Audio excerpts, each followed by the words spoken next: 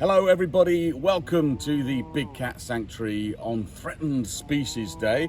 We are here today to talk about a threatened species we have right here at the sanctuary, and that is the Sumatran tiger. So we are going to talk and go to Kirana, who is a Sumatran tiger right here with us, and the wonderful Izzy, one of our keepers here at the sanctuary. Hi Izzy. Hello. Hello. So Izzy, we're going to tell everyone at home a little bit about Kirana herself, but then also talk about Sumatran tigers. But in particular, what are we going to do with Kirana today?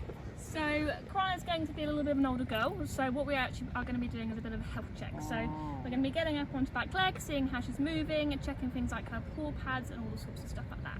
Wonderful. Okay, so yeah, you say Kirana's a bit of an older cat, so there's a story behind why she's here with us, isn't there? I mean, we do have some older cats here as part of our sanctuary, but she was also part of the breeding program, but playing a slightly different role than the cats that are normally here. Yeah, so Kirana has spent 15 years of her lovely life living up at Chester Zoo, and she's actually done a fantastic job of the European breeding program. So up at Chester, she's actually had 3 litters, and she's been a really good mum. However, she is now 16, so it's just time for her to retire a little bit, which is why she's come on down to us to live a nice, peaceful retirement. Wonderful, yeah, and that allows Chester to have some space to bring in new cats to be part of the breeding program there, so she's still playing a part in that as well, which is fantastic. Now she sounds like she's hungry, Izzy, so we're going to give her some little bits of treats, but this is also, as you say, a way to health check her, isn't it? As an older cat, we do this, but you can see her there getting up, looking marvellous underneath, so that allows you to have a quick look underneath her as well. Is there anything else that you would do with her as an older cat to keep her healthy in her old age? Yep, so Kirana is an all joint supplement, which we call Flexidin, and it's basically glucosamine but for cats. So that just helps with her joints, helps keep her nice and supple. We do weekly checks on her. We'll get her doing pole feeds so we can track how she's moving around her enclosure, and all sorts of stuff. She's also on a little bit of pain relief just for a bit of arthritis that she's got. But for a 16-year-old cat, she's actually doing tremendously well for her age. Yeah, fabulous. You can see the fact that she can just get up on her hind legs like that and take that meat off of you. She still looks happy and healthy, which is fantastic. So also just her getting up there, you can see the size of her paws and the size of her top half, but she's slightly different in terms of how big she is and the way she looks from, say, an Amur or a Bengal tiger, right? Yeah, so all the different types of tigers look a little bit different, and it just depends on where within the world they come from. So Kirana, being a Sumatran tiger, she is the smallest, and therefore she actually lives over in Sumatran rainforest, so it's very deep and dark rainforest areas. So she's quite slim towards her back end, she's quite small in general, and that helps her get through quite the dense undergrowth, and also darker in colour compared to the others, and again that just helps with her camouflage as well. Wonderful, great. So today is Threatened Species Day. We are talking about a wonderful Sumatran tiger here, Kirana, with us, but obviously her wild cousins are facing major threats out there and are an endangered species. So perhaps, Izzy, you can tell the guys at home a little bit about why are these guys so threatened, what's happening out there? Yeah, so Sumatran tigers are the most endangered types of tigers that we have left. Once upon a time we actually had 9, but we're now already down to 5. And there's estimated to be between about 350 to 400 Sumatran tigers living out there in the world, so not very many numbers at all. There's 2 big threats to the Sumatran tigers, and that's actually mostly deforestation of the rainforest. Now the biggest threat, and most people know about this threat, is actually palm oil. Palm oil is a crop that is in about 50% of products on our supermarket shelves, so it is really in everything, and it is being intensively farmed over there for us. Now, lots of people know about palm oil, we've all heard about it over the last few years, and actually people think that we should be boycotting palm oil altogether, but actually that's going to cause more issues than it's going to fix. So actually what we want to be doing is shopping sustainable palm oil rather than kind of just boycotting it altogether. So sustainable palm oil basically halts the deforestation. You're going to come back, madam. So sustainable palm oil basically halts the deforestation going on. We don't want to boycott it altogether. So if we boycott palm oil, we're going to cause massive issues with the industry over there. There's going to be lots of people who aren't going to have a job and stuff like that. Palm oil, for the land it takes up, is also massively high yielding as well. So we'll end up actually using more land, just not over in Sumatra. Shopping sustainable palm oil is harder said than done. Not all companies are very honest about where the palm oil comes from. Actually, if you go up to Chester Zoo website, where Kirana came from, they have a fantastic article up there, and they have every single product that we generally tend to use here in the UK, and whether they are sustainable or unsustainable. So that's a really easy way to shop, or actually your own brand supermarkets generally are very sustainable as well. There's also another new threat coming in recently, and that's actually coffee plantations as well. So the palm oil plantations don't grow up in the mountainous regions, but what is starting to happen is they are starting to grow coffee up there as well. So it's also about looking into where your coffee is coming from and making sure that it is sustainably sourced as well. Great. It's good to hear actually that at home you can make sensible shopping choices and actually help the protection of these amazing animals. You might have heard a bit of noise in the background there. That's a bit of work going on in the background. I think Kirana's just popped off to see what they're up to, making noise around the back. As we were talking away there, everything is driven by food in this place, so you'll find that she's disappeared off. Now, if you want to see a little bit more of Kirana and you haven't seen it already, then you can see her and her move from Chester to here at the Big Cat Sanctuary on the fabulous One Zoo 3 programme that's on CBBC. So they've been out already, but you can catch up on those on iPlayer, and it is the final episode that you're looking for, and you'll see how Kirana came from Chester to here at the Big Cat Sanctuary. So have a look out for that. But at the moment, before we hand over to Paradise Wildlife Park and the guys up there to talk about their Amur tigers, let's have a last look at Kirana and how she feeds with Izzy.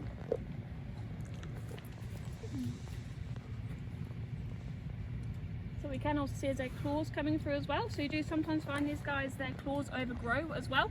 So getting up onto the mesh means we can have a good look at those claws as well as they come on out and make sure there's no problems with that as well.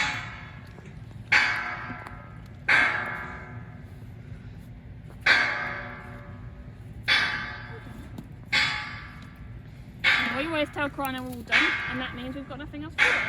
There we go. Thanks, Kirana. So we are all done. The bell is ringing for us out there to tell us our time is up. So we'll hand over now to Aaron and Shirley at Paradise Wildlife Park. Take care, everyone, and we'll see you soon. Thank you, James, Izzy and Kirana. We hope you're really enjoying Threatened Species Day at the Big Cat Sanctuary in Paradise Wildlife Park. My name's Aaron, and I'm joined by Shirley, who's a member of our large carnivore team here at the zoo. And today we're going to introduce you to our beautiful Amur tigers, Alina and Siberia. Shirley, shall we head through? Yeah. Thank you. All right, come join us this way. So this is our dedicated training zone. We've got Alina and Siberia who have joined us. Now, Shirley, can you just explain why you've got a mask, gloves, and what we're going to be doing with that bucket and the tigers this morning? Okay, hello everybody. So today we're going to be doing a hand feed with one of our lovely tigers to do a health check and just to make sure that everything is okay. I'm wearing gloves and a mask today because we know for a fact that big cats are susceptible to various ailments, one of them being COVID. So when we're, again, within 2 meters of them, we wear a mask, and also when we're dealing with them in close proximity or preparing their meat or touching their meat, we wear gloves so that we don't contaminate anything. Awesome. All right, let's go for it. So Alina and Siberia, they are Amur tigers. They are the biggest species of cat on the planet. And as you can see, we've got 2 absolutely beautiful girls. They're actually sisters, and they are actually the sisters of Amasia, the Amur tiger down at the Big Cat Sanctuary as well. So what Shirley's doing now is just simply going through the hand feed side of things. So what I'm doing now is I'm giving her the hand feed. She's being a very good girl, and I can see her eyes, ears, nose and mouth to check that everything is absolutely fine. And also just to check the colour of her eyes, to check that she hasn't got any discharge, and to check her body as well as she's sitting down. So I'm going to give her one more, and then I'm going to actually stand her up so that we can see her belly, and also try and see her claws and her paws to also check her over. Alina. Of course, when it comes to doing health checks like this, whether it's the team that are actually working with the cat, or whether or not we're doing an experience like a hand feed with the big cats, it is of course always on the cat's terms. So even though Shirley wants Alina to go up, as you can see, Alina's not really fancying it today. So all we're simply going to do, if she doesn't go up, is just focus on the health element of her that we can do while she's down on the ground like this. Her sister Siberia has just come over to say hello as well. One of the things we feel very strongly about here at Paradise as well is that the animals have choice. So if today Alina does not want to go up to have a health check, that's absolutely fine. What we would do is do it tomorrow and another day when she feels more happy about it. So Shirley, can you just tell us a little bit about their personalities? Yeah, the personalities are very different, depending on the situation. So if there's something new around, then Alina's a bit of a wuss, I have to say. But if there's something new, like a new den, or we put something new enrichment into the on-show dens, for instance, it's Siberia who's the braver of the two. So as you can see, she's nice and relaxed now. I don't think she's going to go up today to let us check her over, which is unusual for her, but she has had several feeds today, so it could be that she's just being a bit lazy, which she is. She obviously doesn't want to do that today. And Shirley, from a husbandry standpoint, does doing this kind of training help to build the bond and trust between you and the animals? Absolutely. And what it enables us to do is when we're cleaning, for instance, and we want to move them from one area of their habitat to the other, it means by doing this training, they will come over with no stress and no problems at all. So it means that, again, it's their choice, that they know that if they come over and do what we ask them to do, they're going to get a nice treat and hopefully make their day better. She's being nice and patient at the moment. And from a dietary side of things, how much do the girls get from a food perspective in a single meal? It depends on the time of year and depends on the weather as well. So in the summer they need a little bit less food than they do in the winter because they're not obviously using so much energy. So I would say in the summer, according to how many hand feeds they've had as well, obviously every hand feed has to be calculated and taken into account when we're talking about the weight we give them. But on average, I would say in the summer they're between 6 and 8 kilo, and then in the winter they can have anything between 10 or 12 according to how cold it is or whatever is happening with experiences and things like that. Well, that sounds brilliant. And as being sisters, do they have a good relationship with each other?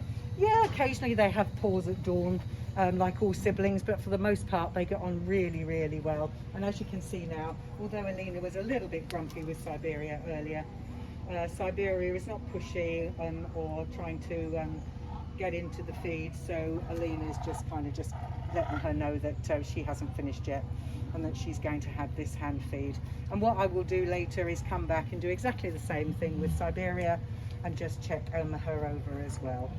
So Alina and Siberia were actually born at the Big Cat Sanctuary back in 2012 alongside their sister Amasia, who still lives down there. They've been here at Paradise now for, what would you say, seven years? Yes. Something like that, yeah, 7 years. And they are, as you can imagine, huge favourites of everyone who comes to visit Paradise. Tigers are arguably the kind of flagship species that we have for both of the parks, because it ties into, again, the family element of both of our parks as well. When my grandfather Peter Sampson first started both of the parks, tigers were a huge factor because a lot of the time he was taking in tigers from the likes of circuses, the pet trade, and that's effectively what helped to get the parks going. So tigers are a really important species to both parks for that reason. Now, the tigers that we have behind us, Amur tigers, are sadly an endangered species. There's actually believed to be around 450 of them left in the wild, and they come from the Amur region of Russia, China, and also South Korea as well. So this is where a lot of the conservation efforts for Amur tigers are taking place at the moment. But the numbers are actually on the rise, surprisingly. So if you go back a couple of decades, there are actually less than 100 Amur tigers in the wild. So there have been some very good conservation efforts taking place in that part of the world. And of course, this year is Year of the Tiger as well in China. So tigers have been a huge statement of conservation intent for us this year. And as part of our 1 Zoo 3 series, which is on the BBC iPlayer, which you can stream now, my brothers and I, we actually went out to India to meet with conservation rangers on the ground to see the work that's taking place to help protect tigers in the wild. And I've got to say, it is really, really inspiring. So for more information on that, please check out our website, pwpark.com, or check out the show 1 Zoo 3 on the BBC iPlayer. Now, getting back to these girls and the habitat that we have here, this is our Land of the Tigers at Paradise. And Shirley, can you just tell anyone who's watching just a little bit about the habitat, how it works, and some of the features that we have in place for the tigers, but also for you as a team when it comes to managing them? So we have a fantastic new habitat here. So I have to say I've been here with the girls since they arrived, and I've never seen them as happy as they are in this enclosure. So as you can see, they have quite a big area. This area here is called the separation area, and then we have what we call the big side and the tunnel here. So what this enables us to do is very easily get the girls onto one side or the other when we're actually cleaning, and also we are able to weigh them in the tunnel here. Their training is coming along well as well for their husbandry, and this area here we're able to do their basic husbandry and give them their vaccinations biannually and annually when they need it. So as you can see, the habitat itself is incredibly well planted out, so not only do they have shade, they can go and hide out of the glare of the public if they would like to, and they also have the what we call off-show dens where they can go and just relax on their own if they want to. So they have, you can't see it from here, but I'm sure you've seen it in other videos that we've put out. They have a fantastic swimming pool, and one thing that tigers do love to do is play in the water, unlike other big cats who are fantastic swimmers, i.e. jaguars. Tigers will just go into the water to play and have fun, and we have these lovely specialist toys we give them called boomer toys, and Siberia especially loves to play with her extremely large boomer ball, and will often bat it into the pool and play around with it. So they do love their enrichment, which we give them on a regular basis. The enrichment isn't just the toys. We can also use things like aftershave, perfume, herbs and spices. Works a bit like catnip really. And so they have something different each time to keep them stimulated. In the winter, occasionally, if we get huge bags of autumn leaves, we can put them in, and they love to throw themselves into the leaves as well. And again, anything that is outside of the enclosure is an added stimulation for them, whether it be a big cat feed, medical check, or one of our public feeds that we do with the public. So they are stimulated constantly when they're not asleep.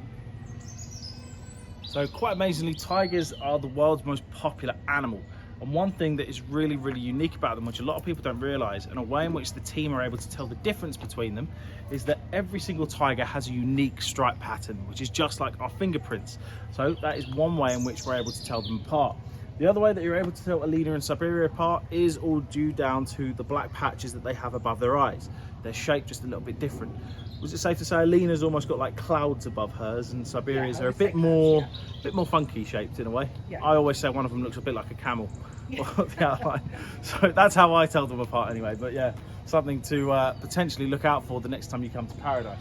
But you can just see them relaxing on their platform here in the middle habitat.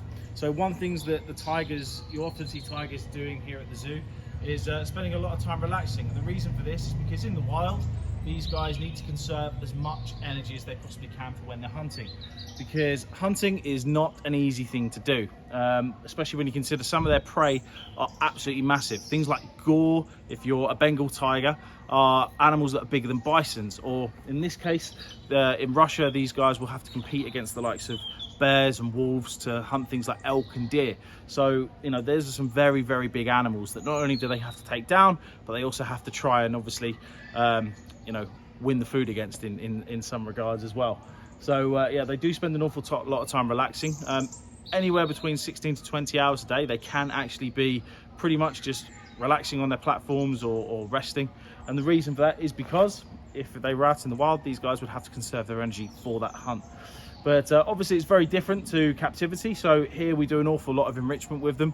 And even just in terms of the habitat design as well, we've ensured that there's lots of natural enrichment within the habitat for them as well. Things like different substrates, things like the big plants. We've even got things like off-show dens. So going back to what we were talking about earlier with regards to choice for the animals, if at any point the tigers want to get away from the public, they've got nice areas that they can just simply go and relax into as well. And I think that's another thing, I think Shirley would agree, that we've really seen in terms of their behavioural changes, where they feel a lot more relaxed in this habitat. The fact that if they do ever just want to take themselves away, they've got that option to. And obviously that just means that a happy tiger makes it a lot safer to kind of work around as well, which is also great from that side of things too. So we hope you guys have enjoyed joining us for this live event that we've been doing between Big Cat Sanctuary and Paradise Wildlife Park on threatened species, and in particular today on the world's most popular animal, the tiger. So we're going to leave you with the wonderful view of Alina and Siberia resting. Thank you very much for joining Shirley and I. We really appreciate it. and we hope to see you at Paradise Wildlife Park soon. But for more information on everything that we do, please go to our website, pwpark.com, or you can also check out our TV show 1 Zoo 3 on the BBC iPlayer now.